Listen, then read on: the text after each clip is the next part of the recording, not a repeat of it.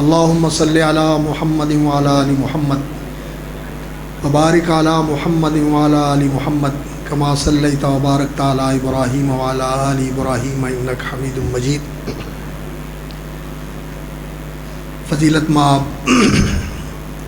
حضرت مولانا محمد یوسف انور صاحب اور فضیلت مآب ڈاکٹر سعید صاحب، فضیلت مآب قاری محمد حنیف صاحب، دیگر علماء و مشائخ اور احباب گرامی، آیان جماعت، برادران اسلام، حضرات و خواتین، میں تو ایک طالب علم آدمی ہوں۔ کانفرنسیں اور جلسے تو یہ میدان ہے ہمارے خطباء کا اور ان علماء کرام کا جو ماشاءاللہ اسٹیج کی زینت ہیں اور آپ کے دلوں کی دھڑکن ہیں۔ میں ایک دو باتیں آپ کے سامنے رکھنا چاہتا ہوں۔ کانفرنس کا عنوان ہے فلسفہ شہادت۔ شہادت قرآن مجید میں شہادت کیا ہے اور احادیث کے اندر شہادت کس چیز کو کہا گیا ہے، اور عام طور پر جو ہمارے درمیان مشہور ہے وہ شہادت کا ایک مفہوم ہے۔ قرآن مجید میں اللہ رب العزت نے شہادت کا ذکر فرمایا ہے۔ سورۃ الحج اس کا آخری مقام ہے۔ یا ایھا الذین آمنوا ارکعوا واسجدوا واعبدوا ربکم وافعلوا الخیر لعلکم تفلحون وجاہدوا فی اللہ حق جہادہ هو اجتباکم وما جعل علیکم فی الدین من حرج ملۃ ابیکم ابراہیم وسماکم المسلمین من قبل وفی ھذا لیکون الرسول شہیدا علیکم وتکونوا شہداء علی الناس فاقیموا الصلاۃ وآتوا الزکاۃ واعتصموا باللہ هو مولاکم فنعم المولا ونعم النصیر۔ اللہ رب العزت نے اہل ایمان کو مخاطب کر کے یہ خطاب فرمایا ہے، اور یہ اس خطاب کی تفصیل ہے جو قرآن مجید میں اللہ رب العزت نے سارے لوگوں کو مخاطب کر کے فرمایا ہے۔ یا ایھا الناس اعبدوا ربکم، اے لوگو اپنے رب کی عبادت کرو، اپنے رب کی عبادت کرو۔ عبادت کیا ہوتی ہے؟ جن لوگوں نے دین کی حقیقت کو سمجھا ہے انہوں نے اس کی وضاحت فرمائی ہے کہ عبادت یہ ہوتی ہے غایت المحبت مع غایت الخضوع والتذلل، انتہا درجے کی محبت، انتہا درجے کی نیاز مندی اور فروتنی، عاجزی اور اللہ کے سامنے خضوع اور اپنے آپ کو اللہ کے سامنے ذلیل کر دینا، بچھا دینا، یہ ہوتی ہے عبادت۔ اور اس عبادت کی جو روح ہے، جو جان ہے، وہ ہے غایت المحبہ، اللہ رب العزت کے ساتھ انتہا درجے کی محبت کرنا۔ اور یہ محبت انسان سے مطلوب ہے کہ وہ اللہ کے سامنے انتہا درجے کی محبت سے اپنے دل کو سرشار کر کے پھر اپنے آپ کو اللہ کے لیے بچھا دے، گرا دے، اللہ کی تعظیم اور اس کی فرما برداری، اس کی وفاداری اور اس کی شکر گزاری کے اندر اپنے آپ کو اس طرح لگا دے کہ اس کی زندگی کا اور کوئی مقصد ہی نہ ہو۔ اور اللہ رب العزت کی محبت کس لیے؟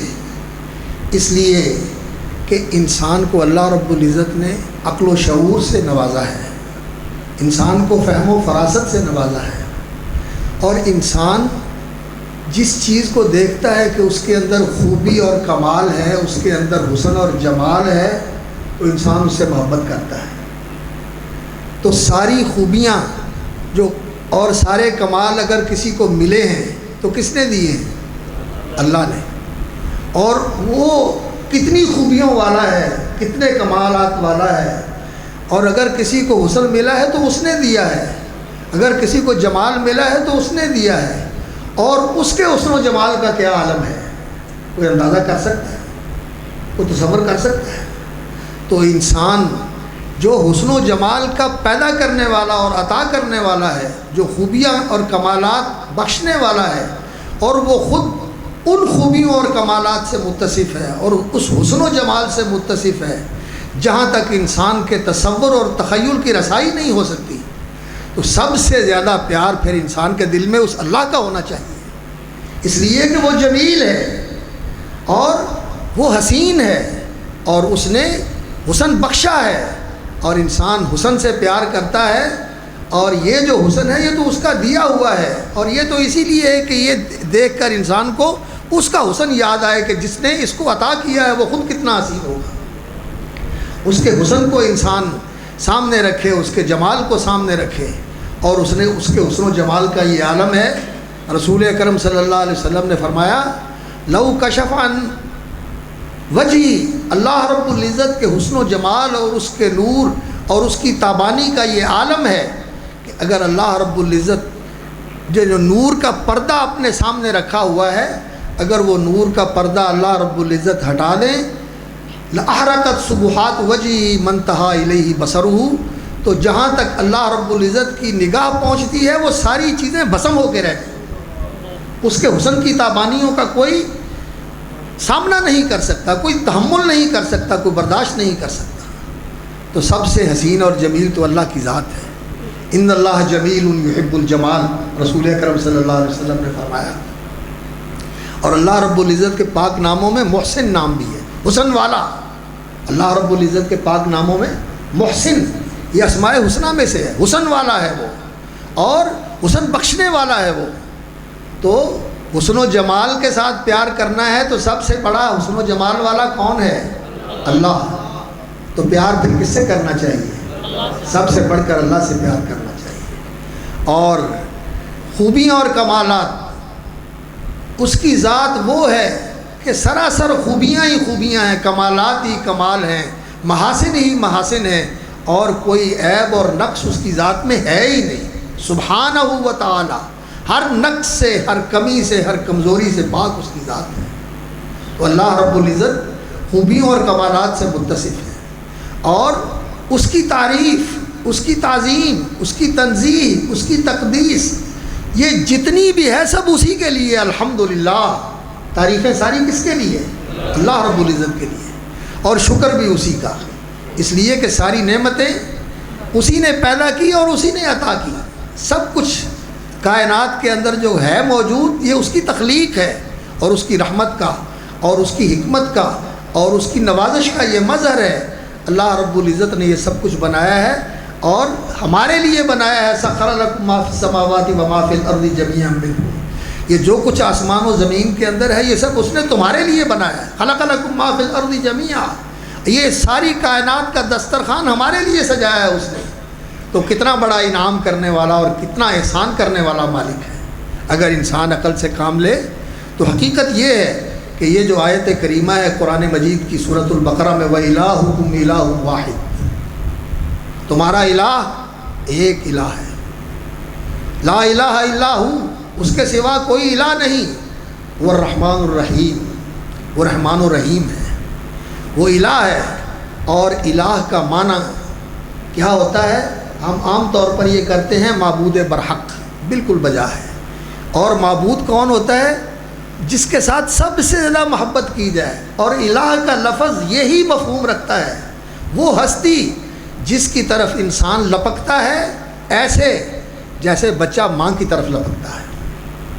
ماں کی آغوش میں جس طرح بچے کو پیار ملتا ہے، شفقت اور محبت ملتی ہے، اور پناہ اور تحفظ ملتا ہے، اس طرح اگر کوئی ہستی ہے کائنات کے اندر تو وہ اللہ رب العزت کی ہستی ہے، جو انسان کی حفاظت کرتا ہے؟ کون ہے جو انسان کی حفاظت کرتا ہے؟ یرسل علیکم حفظہ، تمہاری حفاظت کے لیے اللہ رب العزت نے محافظ مقرر کیا ہوا، اور وہی ہے فاللہ خیر حافظہ، جو انسان کی ہمیشہ حفاظت کرتا ہے، ہر قسم کے خطرے سے، ہر قسم کے شر سے انسان کو محفوظ رکھتا ہے۔ تو اللہ رب العزت ہمارا الہ ہے اور وہ ہمارا محبوب ہے، اور جو لوگ اس کی تفصیل کرتے ہیں وہ یہی کہتے ہیں کہ لا محبوب الا اللہ، اللہ کے سوا کوئی محبوب نہیں، لا مطلوب الا اللہ، اللہ کے سوا کوئی مطلوب نہیں، اللہ کے سوا کوئی مقصود نہیں۔ اور اس آیت کے بعد الہکم الہ واحد لا الہ الا هو الرحمن الرحیم کے بعد اللہ رب العزت نے پھر اپنی الوہیت کے دلائل ذکر فرمائے ہیں۔ آیت الآیات ان فی خلق السماوات والارض واختلاف اللیل والنہار والفلک التي تجری فی البحر بما ينفع الناس وما انزل اللہ من السماء من ماء فاحیا به الارض من بعد موتها وبث فيها من كل دابة وتصريف الرياح والسحاب المسخر بين السماء والارض لآیات لقوم یعقلون۔ یہ آسمان و زمین، یہ بادل، یہ کشتیاں، یہ رزق کے سامان، یہ سب کچھ اللہ رب العزت نے بنائے ہیں۔ یہ نشانیاں ہیں عقل والوں کے لیے، کس چیز کی؟ کہ اس کو رب بھی مانے اور اس کو الہ بھی مانے۔ رب العالمین بھی ہے، الرحمن الرحیم بھی ہے، مالک یوم الدین بھی ہے، تو پھر اس کے ساتھ یہ عہد باندھو کہ ایاک نعبد و ایاک نستعین۔ اور یہاں کیا فرمایا اس صورت کے اندر؟ اسی مقام پہ فرمایا وَمِنَ النَّاسِ مَن يَتَّخِذُ مِن دُونِ اللَّهِ أَندَادًا يُحِبُّونَهُمْ كَحُبِّ اللَّهِ، لوگوں میں ایسے ہیں جنہوں نے اللہ کے برابر کھڑے کر لیے، خدا کے ہمسر بنا لیے۔ يُحِبُّونَهُمْ كَحُبِّ اللَّهِ، ان سے ویسی محبت کرتے ہیں جیسی اللہ سے کرتے ہیں۔ وَالَّذِينَ آمَنُوا أَشَدُّ حُبًّا لِلَّهِ، اور جو اہل ایمان ہوتے ہیں وہ سب سے بڑھ کر اللہ سے محبت کرتے ہیں۔ ان کے سامنے سب سے بڑھ کر ذات اور ہستی ہے تو اللہ رب العزت کی، اور اس کی محبت ساری محبتوں پر غالب ہے۔ اور اللہ رب العزت کی محبت کا پھر یہ تقاضا ہے کہ جو اللہ کا محبوب ہے اس کے ساتھ محبت کی جائے۔ اللہ کے محبوبوں میں سب سے بڑھ کر اللہ کے نبی، انبیاء و رسول اللہ کے محبوب ہیں۔ انبیاء و رسول سے محبت کرنا یہ اللہ کی محبت کا تقاضا ہے۔ اس لیے جو محبوب کا محبوب ہو اس سے بھی انسان کو محبت کرنی ہوتی ہے، جو اس کا دشمن ہو اس سے دشمنی، اور جو اس کا محبوب ہے اس سے محبت۔ تو رسول اللہ صلی اللہ علیہ وسلم سے محبت یہ بھی اللہ کی محبت ہی کا تقاضا ہے، یہ اللہ کی محبت ہی کا تقاضا ہے۔ تو والذین آمنوا اشد حبا للہ، ایمان والے سب سے بڑھ کر اللہ رب العزت سے محبت کرتے ہیں۔ تو عبادت کی بنیاد کس چیز پر ہے؟ محبت کے اوپر، محبت کے اوپر۔ اور اقبال بہت ہی حقیقت شناس انسان ہے، اس نے کمال بات کہی ہے۔ وہ کہتا ہے مقام بندگی دیگر، حضرت مقام بندگی دیگر، مقام عاشقی دیگر، چنا خود را نگہداری کے بائی بے نیازی ہا۔ مقام بندگی دیگر، تیری فرما برداری کرنا اور تیرے حکم بجا لانا، یہ فرشتے تیری بندگی کرتے ہیں اور وہ کر رہے ہیں، لیکن یہ ایک اور مقام ہے، مقام عاشقی دیگر، لیکن محبت کے ساتھ تیری بندگی کرنا یہ ایک اور مقام ہے، یہ اور ہی رنگ ہے، یہ اور ہی مقام ہے۔ چنا خدرا نگہداری کے بائی بے نیازی ہا، چنا خدرا نگہداری کے بائی بے نیازی ہا، تو انتہائی بے نیاز ہے، تجھے کسی کی پرواہ نہیں، کسی چیز کی ضرورت نہیں، لیکن یہ تیری شان بے نیازی کا عجب عالم ہے کہ شہادت بر وجود خود زخون دوستاں کا ہی۔ کیا ہے تیری مقام کی عظمت میرے مالک کہ تو دنیا کو یہ دکھانا چاہتا ہے کہ میرے ساتھ محبت کرنے والے دیکھو کس طرح میرے لیے جانیں قربان کر رہے ہیں، سر کٹا رہے ہیں اور قربانیاں پیش کر رہے ہیں۔ اللہ اکبر۔ حضرت عبداللہ ابن جحش رضی اللہ تعالی عنہ جنگ احد کے اندر حضرت سعد ابن ابی وقاص اور وہ دونوں بیٹھے، کہنے لگے جنگ کا موقع ہے اور اس موقع پر دعا قبول ہوتی ہے، آؤ مل کے دعا کر لیں۔ حضرت سعد نے بھی دعا کی اور حضرت عبداللہ ابن جحش نے بھی دعا کی۔ حضرت سعد نے دعا کی، یا اللہ میرا مقابلہ ایسے دشمن کے ساتھ ہو، میں اس کے ساتھ لڑوں میں اس پہ وار کروں وہ مجھ پہ وار کرے، پھر مجھے اس پہ غلبہ عطا فرمانا، مجھے غازی بنا کر واپس لے آنا اور مجھے اس پہ غلبہ اور ظفرمندی عطا فرمانا۔ انہوں نے کہا آمین، اور پھر انہوں نے دعا کی، انہوں نے کہا میرا مقابلہ دشمن کے ساتھ ہو اس میدان کے اندر، اور پھر وہ مجھ پہ وار کرے میں اس پہ وار کروں، اور پھر یا اللہ ایسا وقت آئے کہ وہ مجھ پہ غالب آ جائے، اور پھر وہ میرا گلا کاٹ دے اور میرا سر کٹا ہوا ہو، میری ناک بھی کاٹ دے، میرے ہونٹ بھی کاٹ دے، میری آنکھیں بھی نکال دے، میری انتڑیاں بھی نکال کے باہر پھینک دے، اور شہید جس حالت میں شہید ہوتا ہے اسی حالت میں اٹھے گا۔ نبی صلی اللہ علیہ وسلم نے فرمایا اس کا خون بہ رہا ہوگا، رنگ خون کا ہوگا، لیکن کستوری کی خوشبو آ رہی ہوگی، اسی حالت میں اٹھے گا۔ اور جب تیری بارگاہ میں پیش ہوں اور تو پوچھے کہ عبداللہ یہ سارا کچھ تیرے ساتھ کس لیے ہوا، تو میں کہوں تیرے لیے، یہ ہے میری زندگی کا مقصود، شہادت ہے مطلوب و مقصود مومن، نہ مانے غنیمت نہ کشور کشائی، دو عالم سے کرتی ہے بیگانہ دل کو، عجب چیز ہے لذت آشنائی۔ یہ لذت آشنائی، یہ اللہ کی آشنائی کی لذت، یہ دنیا کی کسی چیز کی انسان کی زندگی میں قیمت نہیں رہتی۔ اور آج ہم شہیدوں کے ماتم کرتے ہیں اور شہیدوں کے نوحے پڑھتے ہیں اور ان کے مرثیے پڑھتے ہیں، اور ان سے محبت کا دعویٰ کر کے جو رسول اکرم صلی اللہ علیہ وسلم کے محبوب ہیں ان پہ سب و شتم کرتے ہیں، ان پہ طعن کرتے ہیں، نعوذ باللہ اپنی زبانوں کو نعوذ باللہ ان پہ کھولتے ہیں کہ ان کے نقائص نکالیں۔ وہ رسول اللہ صلی اللہ علیہ وسلم کے محبوب ہیں، اور رسول اللہ صلی اللہ علیہ وسلم اللہ کے محبوب ہیں، اور یہ جو رسول اللہ صلی اللہ علیہ وسلم کے محبوب ہیں یہ اللہ کے بھی محبوب ہیں۔ تمام صحابہ رضوان اللہ علیہ مجمعین اور نبی صلی اللہ علیہ وسلم کے تمام اہل بیت اور نبی صلی اللہ علیہ وسلم کی عطرت، آپ کا گھرانہ، آپ کا خاندان، بنو ہاشم والے، بنو مطلب والے، قریش والے، یہ سارے رسول اکرم صلی اللہ علیہ وسلم کے خاندان والے ہیں، حتیٰ کہ عرب بھی، ان سے بھی محبت کرنا، اس لیے کہ رسول اکرم صلی اللہ علیہ وسلم کی وہ حدیث ذرا ذہن میں رکھیں، جب نبی صلی اللہ علیہ وسلم نے فرمایا کہ اللہ رب العزت نے مخلوق کو پیدا کیا اور پھر ان کے دو حصے کر دیے اور مجھے اس میں کر دیا جو ان میں بہتر تھی، عرب اور عجم۔ عربوں میں نبی صلی اللہ علیہ وسلم کو کر دیا، پھر عربوں میں سے نبی صلی اللہ علیہ وسلم کو اللہ رب العزت نے اس خاندان میں کر دیا جو سارے خاندانوں میں بہتر تھا، اور اس خاندان میں سے اس گھرانے میں کر دیا جو سارے گھرانوں میں بہتر تھا۔ تو نبی صلی اللہ علیہ وسلم نے فرمایا اللہ رب العزت نے مجھے بہتر سے بہتر سے بہتر کے اندر لا کے کھڑا کر دیا۔ تو بنو ہاشم کا گھرانہ جو ہے یہ قریش میں سب سے بہتر گھرانہ تھا، اور قریش جو ہے وہ عرب میں سب سے بہتر تھے، اور عرب جو ہے وہ سارے انسانوں میں سب سے بہتر ہیں۔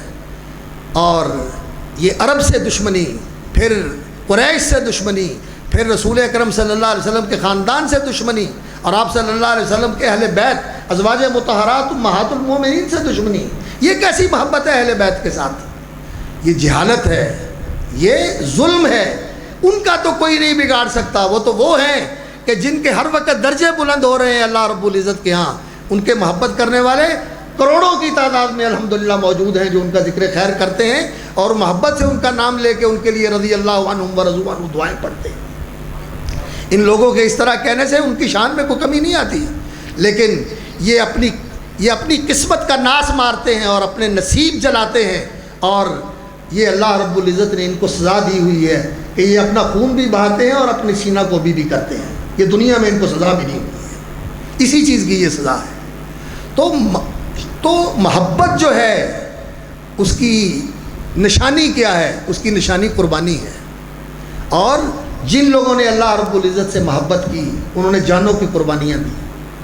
جنگ احد کے اندر، جنگ بدر کے اندر رسول اکرم صلی اللہ علیہ وسلم کے صحابہ نے اللہ رب العزت کی محبت کا تو یہ عالم دیکھا آپ نے عبداللہ ابن جاش رضی اللہ تعالیٰ عنہ اور حرام ابن ملحان رضی اللہ تعالیٰ عنہ، وہ جو رسول اکرم صلی اللہ علیہ وسلم نے ایک جماعت بھیجی تھی قراء کی، جن کے ساتھ دھوکہ کیا گیا اور ان کو مظلومانہ شہید کر دیا گیا۔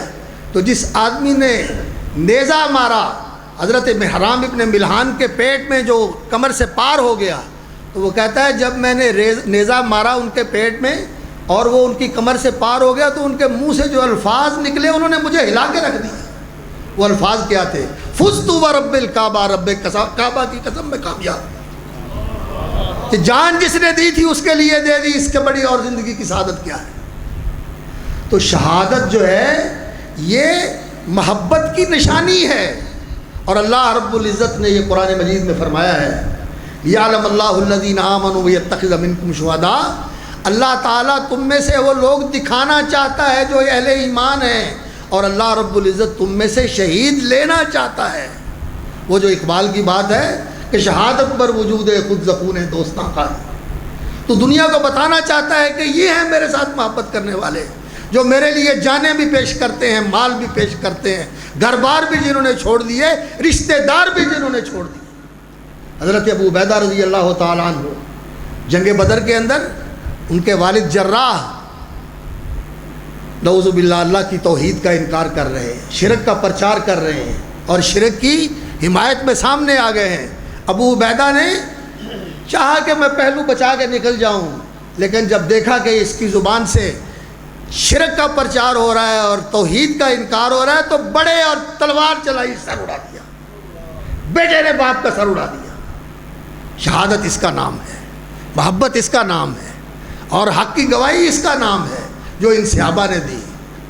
اور سید الشہداء حمزہ رضی اللہ تعالیٰ عنہ، اللہ اکبر، جن کی شہادت رسول اکرم صلی اللہ علیہ وسلم نے ان کو سید الشہداء کہا۔ اور پھر اسلام کی تاریخ شہداء کی تاریخ ہے، اسلام کی تاریخ میں کوئی ایک شہید ہے۔ شہیدوں کی عصر نبوت کے اندر حضرت سمیہ رضی اللہ تعالیٰ عنہ سے یہ شہادت کے سلسلے کا آغاز ہوتا ہے۔ اس خاتون نے پہلی شہادت پیش کی، عمار ابن یاسر کی والدہ نے سب سے پہلی شہادت انہوں نے پیش کی اللہ کے دین کے لیے، اور پھر یہ سلسلہ بڑھتا رہا۔ اور رسول اکرم صلی اللہ علیہ وسلم کے اپنے جذبات کیا تھے؟ فرماتے ہیں کہ وددتو، میں یہ چاہتا ہوں ان اقتل فی سبیل اللہ، کہ اللہ کے راستے میں میں شہید کیا جاؤں، پھر زندہ کیا جاؤں، پھر شہید کیا جاؤں، پھر زندہ کیا جاؤں، پھر شہید کیا جاؤں، پھر زندہ کیا جاؤں، پھر شہید کیا جاؤں۔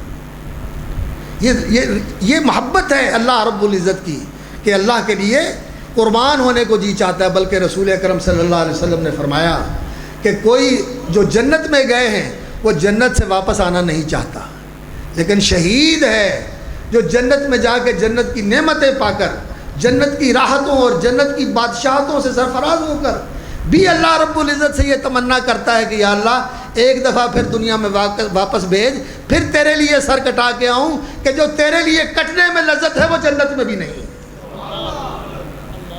یہ ہے محبت، اور یہ محبت آج ناپید ہے۔ وہ اقبال نے کہا تھا یہ حقیقت خرافات میں کھو گئی، یہ امت روایات میں کھو گئی، بجھی عشق کی آگ اندھیر ہے، مسلمان ہی راکھ کا ڈھیر ہے۔ آج دنیا کی محبت نے ہمیں اندھا کر دیا، آج کرسیوں کی محبت نے ہمیں منافق بنا دیا، اقتدار کی محبت نے ہمیں دین سے دور کر دیا، دین کو پس پش ڈال دیا۔ آج اقتدار عزیز ہے، آج پیسہ عزیز ہے، آج اپنی چودر عزیز ہے، آج ووٹ محبوب ہے، دین کہاں ہے، کیا ہو رہا ہے اس کی کوئی پرواہ نہیں۔ تو یہ فلسفہ شہادت کانفرنس آپ کے اس جذبے کو تحریک دینے کے لیے ہے۔ اگر آپ یہ سبق لے کے جائیں تو سچی بات یہ ہے کہ یہ کانفرنس کا حاصل ہے، اور اگر آپ ایسے ہی اٹھ کے چلے جائیں اور یہ محبت کی شمع نہ جلے اور یہ محبت کی حرارت آپ کے اندر جو ہے یہ آپ کو گرمائے نہیں، تو ایسے جیسے ٹھنڈے آئے تھے ویسے ہی اٹھ کے چلے جائیں، سبحان اللہ کا اور الحمدللہ کا اور نعرے لگائے اور بات ختم ہو۔ نہیں، یہ محبت کی آگ انسان کے اندر ایسی سلگنی چاہیے کہ پھر ہر چیز کو بھسم کر کے رکھ دے۔ اللہ کی محبت، اللہ کے رسول کی محبت صلی اللہ علیہ وسلم، اور نبی صلی اللہ علیہ وسلم کے اہل بیت کی محبت، اور سارے اہل بیت کی محبت، جن میں ازواج مطہرات امہات المومنین کو قرآن نے اہل البیت کہا ہے، ان کی محبت۔ ایسے ہیں یہ لوگ، رسول اکرم صلی اللہ علیہ وسلم کے ازواج مطہرات امہات المومنین، ان کے صرف ایک کو مانتے ہیں اور باقی سب کے متعلق بدزبانی کرتے ہیں۔ یہ کیسی محبت ہے اہل بیت کے ساتھ؟ اور صرف حضرت علی رضی اللہ تعالیٰ عنہ کا خاندان ہی اہل بیت نہیں ہے، نبی صلی اللہ علیہ وسلم، آل ہاشم حضرت عباس رضی اللہ تعالیٰ عنہ اور دیگر نبی صلی اللہ علیہ وسلم کے خاندان کے لوگ ہیں، یہ سارے اہل بیت ہیں نبی صلی اللہ علیہ وسلم کے، یہ آپ صلی اللہ علیہ وسلم کے نسب کے اہل بیت ہیں۔ اور جو حضرات جو امہات المومنین ہیں وہ نبی صلی اللہ علیہ وسلم کی گھر والیاں ہیں، قرآن نے ان کو اہل بیت کہا ہے۔ اور وَيُطَهِّرَكُمْ تَطْهِيرًا، اس آیت کا اولین مصداق وہ ہے۔ تو رسول اکرم صلی اللہ علیہ وسلم سے محبت کرنا یہ ایمان کا تقاضا ہے، اور اس وقت تک کوئی ایمان نہیں ہے واللہ لا یؤمن احدکم حتی یکون اللہ ورسولہ احب الیہ مما سواہما، مسند احمد کی روایت ہے، کوئی ایمان نہیں ہوتا کسی آدمی کا جب تک اللہ اور اس کا رسول سب سے بڑھ کر محبوب نہ ہو۔ جو کچھ بھی ان کے سوا ہے، وہ دنیا ہو، وہ دنیا کا کوئی مفاد ہو، وہ انسان کی کوئی اپنی خواہش ہو، کوئی انسان کا مفاد ہو، وہ کوئی دنیا کا کوئی بھی عزیز ہو، کوئی رشتہ دار ہو، سب پیچھے ہیں، اللہ اور اس کا رسول سب سے آگے ہیں۔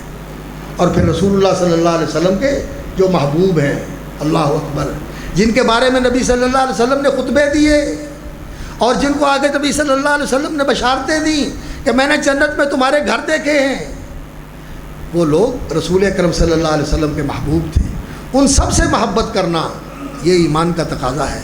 انصار سے محبت کرنا، مہاجرین سے محبت کرنا، خلفائے راشدین سے محبت کرنا، اور رسول اکرم صلی اللہ علیہ وسلم کے دو پھول حضرت حسن اور حضرت حسین رضی اللہ تعالیٰ عنہما سے محبت کرنا، سیدہ خاتون جنت فاطمۃ الزہرا رضی اللہ تعالیٰ عنہ سے محبت کرنا، اور ان کی ماں اور ہماری ماں حضرت عائشہ رضی اللہ تعالیٰ عنہ سے محبت کرنا۔ اللہ اکبر، یہ جو حدیث بیان کی ہے کہ سیدۃ النساء اہل الجنہ، یہ حضرت عائشہ نے تو بیان کی ہے، حضرت عائشہ تو اس کی روایت کرنے والی ہے۔ تو بھائیوں، بات یہ ہے کہ انسان کو اپنے دل کے اندر یہ محبت کی جوت جگانی چاہیے، محبت کی جوت جگانی چاہیے، اور اس محبت سے انسان اگر سرشار ہو جائے تو پھر یقین کیجئے کہ انسان نے عبادت کی حقیقت کو پا لیا۔ آج یہ امت حقیقت سے دور ہے۔ اللہ رب العزت ہمیں عبادت کی حقیقت نصیب فرمائے، اور تکونوا شہداء علی الناس، لوگوں کے لیے دین کی گواہی دینے والے، اپنے عمل سے، اپنے کردار سے، اپنی ترجیحات سے، اور پھر جب موقع آئے تو اپنی جان اور مال سب کچھ اللہ کے لیے قربان کر کے اپنی اس محبت کی گواہی پیش کرو۔ یہ فلسفہ شہادت ہے۔ اللہ تعالیٰ اس کو سمجھنے اور اس کو حقیقت بنانے کی مجھے اور آپ کو توفیق عطا فرمائے۔ وآخر دعوانا الحمدللہ رب العالمین۔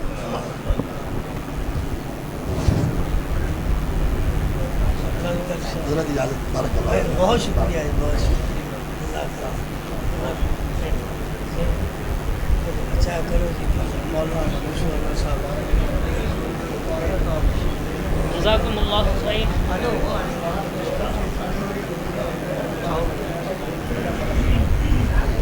یہ تھے آپ کے سامنے ہماری جماعت کا سرمایہ فضیلت الشیخ حافظ مسعود عالم صاحب حفظہ اللہ تعالی۔